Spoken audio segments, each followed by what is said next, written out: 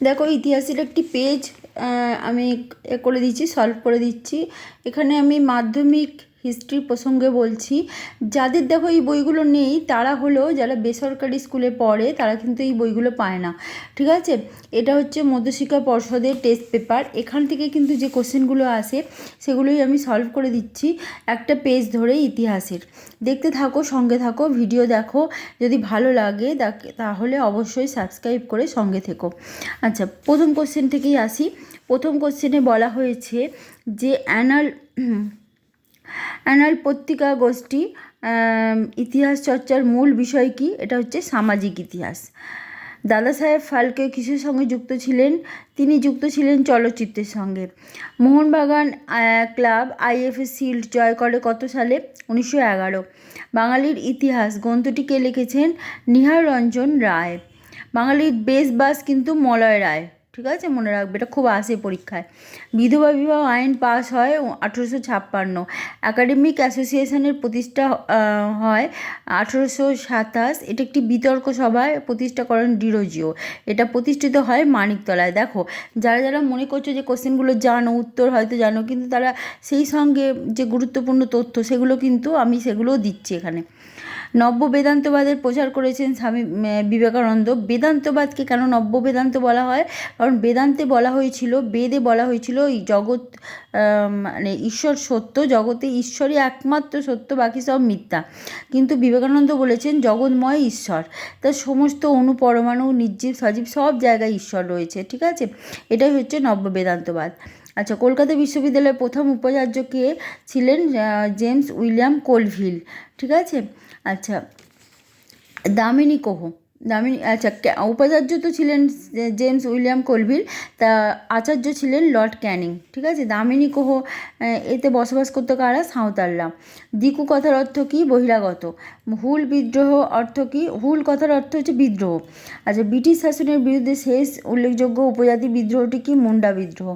1857 সালের মহাবিদ্রোহের সময় মুঘল সম্রাট ছিলেন কে? দ্বিতীয় বাহাদুর শাহ। ঠিক আছে, তার বয়স হয়ে গিয়েছিল তখন 82 বছর। তিনি কিন্তু ব্রিটিশদের দ্বারা নির্যাতিত, মানে তাকে বিচার করা হয়েছিল, নির্বাসনে পাঠানো হয়েছিল, এই সমস্ত কিছু করা হয়েছিল। আচ্ছা, মহারানী ভিক্টোরিয়া ঘোষণাপত্র প্রকাশ করা হয় কলকাতা থেকে। ভারতে ইস্ট ইন্ডিয়া কোম্পানির অবসান ঘটে 1858। এই সময় থেকেই ভাইসরয় পদ শুরু হলো। ঠিক আছে। আচ্ছা, প্রথম ভাইসরয় কে ছিলেন আর শেষ ভাইসরয় কে ছিলেন? অবশ্যই কোশ্চেনে আসে। প্রথম ভাইসরয় ছিলেন লর্ড ক্যানিং। ভারতের মধ্যে মহাবিদ্রোহ যোগ দেয়নি কোন অঞ্চল বা কোন রাজ্য? সেটা হচ্ছে পাঞ্জাব। বেঙ্গল কেমিক্যালসের প্রতিষ্ঠাতা হচ্ছেন প্রফুল্লচন্দ্র রায়। আচ্ছা, মিরাত উল আকবর এটা প্রকাশিত হয় ফার্সি ভাষায়। ঊনবিংশ শতাব্দীতে বাঙালির বিজ্ঞান চর্চার প্রয়োজনীয়তা উপলব্ধি করেছিলেন রাজা রামমোহন রায়। তিনি কিন্তু লর্ড আমহার্স্টকে পত্র লিখেছিলেন এবং তাতে তিনি বলেছিলেন সংস্কৃত কলেজে তিনি বিরোধিতা করেছিলেন এবং সেই সঙ্গে ইংরাজি শিক্ষার প্রসার ঘটাতে বলেছিলেন। তিনি একমাত্র বাঙালি যিনি সংস্কৃত কলেজ প্রতিষ্ঠার বিরোধিতা করেন। বিজ্ঞান রহস্য গ্রন্থটি রচনা করেন কে? বঙ্কিমচন্দ্র চট্টোপাধ্যায়। ঠিক আছে, একটি বাক্যে উত্তর দিতে বলা হয়েছে আন্তর্জাতিক নারী দিবস কবে পালিত হয়? 8ই মার্চ। নীলদর্পণ নাটকটি কে রচনা করেন? দীনবন্ধু মিত্র। ঠিক আছে। তার আরও দুটো রচনা আছে, সেটা হচ্ছে পোড়া মহেশ্বর এবং জমালয় জীবন্ত মানুষ। ভারতের শেষ গভর্নর কে ছিলেন? Lord Mountbatten. নারী শিক্ষার ভাণ্ডার কে স্থাপন করেছিলেন? ঈশ্বরচন্দ্র বিদ্যাসাগর মহাশয়। তিনি এখানে নারী শিক্ষা ভাণ্ডার স্থাপন করেছিলেন। আচ্ছা, ইতিহাস এখানে সত্য মিথ্যা নির্ণয় করতে বলা হয়েছে। ইতিহাস হলো একটি সামাজিক বিজ্ঞান। হ্যাঁ, ঠিক। 1818 খ্রিস্টাব্দে শ্রীরামপুর কলেজ প্রতিষ্ঠিত হয়। হ্যাঁ, ঠিক। এটা তারিখটা হচ্ছে 15ই জুলাই। ফরাজি আন্দোলন কেন্দ্রস্থল ছিল বাহাদুরপুর। ঠিক। মহারানী ভিক্টোরিয়া ছিলেন ফ্রান্সের রানী ছিলেন না, এটা ভুল। ঠিক আছে। আচ্ছা, বাহাদুরপুর জায়গাটা হচ্ছে বাংলাদেশে ফরিদপুরে। আচ্ছা, এখানে দেখো ম্যাচিং দেওয়া আছে। 70 বৎসর হচ্ছে বিপিনচন্দ্র পাল, অনেকেই জানো। সতীদাহ প্রথা রদ করেছিলেন যিনি, তিনি হচ্ছেন লর্ড বেন্টিক। পাইকান হচ্ছে পাইকরা যে জমি পেত সেটা পাইকান জমি। ঠিক আছে, এটা জন্য গোচারণ কর দিতে হতো। আচ্ছা, ভারতসভা 1876। ঠিক ঠিক আছে, সালে খ্রিস্টাব্দে প্রতিষ্ঠিত হয়। আচ্ছা, এখানে ম্যাপ পয়েন্টিং, একটা ম্যাপ পয়েন্টিং তো এখানে করতেই হবে। আচ্ছা, এখানে বিবৃতি দেখো, বিবৃতি আছে। প্রথম বিবৃতি, অতীতকে তার মতোই করে তুলে ধরতে হবে। এখানে বিবৃতিতে ব্যাখ্যা হচ্ছে ইতিহাসের বিকৃতি কাম্য নয়। দ্বিতীয় বিবৃতি, গ্রাম বার্তা প্রকাশিকা ছিল একটি জনপ্রিয় পত্রিকা। এই পত্রিকা নীল বিদ্রোহ সমর্থিত হয় এই পত্রিকায়, এটাই ব্যাখ্যা। বিংশ শতাব্দীতে ভারতের প্রাথমিক শিক্ষা অবহেলিত হয়ে পড়েছিল। এটার ব্যাখ্যা হচ্ছে ঔপনিবেশিক শিক্ষার উপর অতিরিক্ত গুরুত্ব আরোপ করা হয়েছিল। আচ্ছা, তারপরেরটা হচ্ছে ঔপনিবেশিক আমলে ভারতের অরণ্য আইন পাস হয়েছিল। ব্যাখ্যা হচ্ছে ব্রিটিশ সরকার কাঠ রপ্তানি করত। আচ্ছা, এখানে কোশ্চেন আছে, দেখো 11টা কোশ্চেন আছে, আমি বলে দিচ্ছি। নবান্ন ও টিনের তরোয়াল নাটক দুটির কাদের লেখা? নবান্ন বিজন ভট্টাচার্যের লেখা, টিনের তরোয়াল উৎপল দত্তের লেখা। বঙ্গদর্শন পত্রিকা থেকে কি কি বিষয় জানা যায়? সাহিত্য, বিজ্ঞান, ইতিহাস, সমাজবিজ্ঞান, দর্শন, সমস্ত বিষয় সম্পর্কে জানা যায়। আচ্ছা, নারী শিক্ষা উন্নতির জন্য প্রকাশিত দুটি পত্রিকার নাম বামাবোধিনী পত্রিকা এবং জয়শ্রী পত্রিকা। আচ্ছা, এখানে দেখো কে কাকে ট্র্যাডিশনাল মডার্নাইজেশন বলেছেন? ঈশ্বরচন্দ্র বিদ্যাসাগর মহাশয়কে ট্র্যাডিশনাল মডার্নাইজার বলা হয়, কারণ তিনি বিধবা বিবাহ যে প্রচলন করেছিলেন সেটাও স্বাস্থ্য মতে করেছিলেন।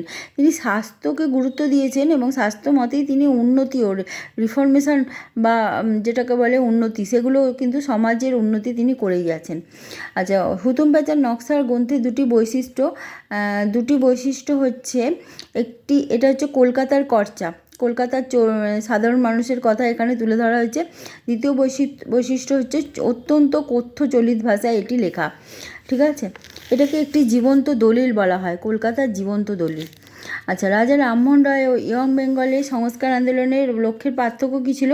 রাজা রামমোহন রায় অত্যন্ত পরিশীলিতভাবে, অত্যন্ত পরিকল্পিতভাবে আন্দোলন করেছিলেন, সমাজ সংস্কার আন্দোলন করেছিলেন। তিনি সমাজের কুপ্রথাগুলোর বিরুদ্ধে সোচ্চার হন এবং সেগুলোকে মানে আইন করে তিনি, যেমন সতীদাহ প্রথা অত্যন্ত কুপ্রথা ছিল, এটাকে তিনি রদ করেছিলেন। কিন্তু ইয়ং বেঙ্গল দলেরও উদ্দেশ্য ভালো ছিল, কিন্তু পদ্ধতি ভালো ছিল না। পদ্ধতির মধ্যে উগ্রতা ছিল এবং আক্রমণাত্মক ভঙ্গিমা ছিল। ইয়ং বেঙ্গল দল বলা হতো ডিরোজিওপন্থীদের। আচ্ছা, দুদু মিয়া স্মরণীয় কেন? ইনি ফরাজি আন্দোলনের নেতা ছিলেন। দুদু মিয়া ফরাজি আন্দোলন প্রথমে ধর্মীয় আন্দোলন হিসেবে দেখা দিল, পরে এটি ব্রিটিশ বিরোধী আন্দোলনে পরিণত হয়। দাদন প্রথা কি? নীল বিদ্রোহ প্রধানই এটা দাদন প্রথা ছিল, যেটা হচ্ছে নীল চাষ করার জন্য, নীলের বীজ, নীল গাছ বসানোর জন্য জমিতে চাষিদের অগ্রিম টাকা দেওয়া হতো, সেই অগ্রিম টাকাকে দাদন বলা হতো। এই দাদন দিয়েই কিন্তু জোর করে চাষ করানো হতো।